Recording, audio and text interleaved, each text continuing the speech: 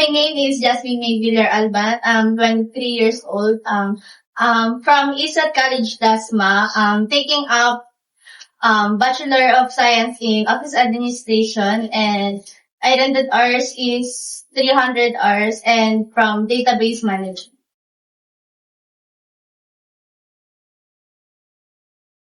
Ang ginawa ko mga tasks during my OJT is nag-assist ako sa mga clerical tasks like printing, scanning ng mga documents, and nag-sort din ng files, then nag-encode ng mga data, and nag-update ng mga files. And nakatulong naman ito sa akin kasi nagamay ko yung database, yung pag-encode and pag-aayos ng mga office procedures.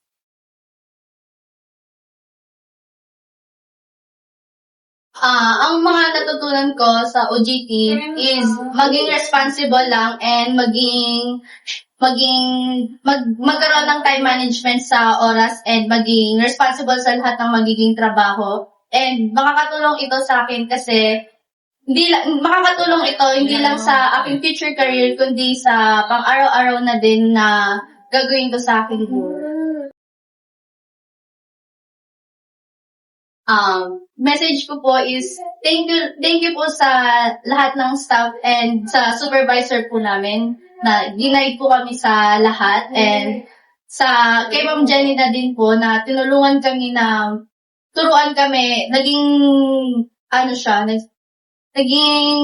flexible siya sa amin na turuan kami ng kung ano-ano, ng like pag-sort ng files and pag-update ng mga files sa computer.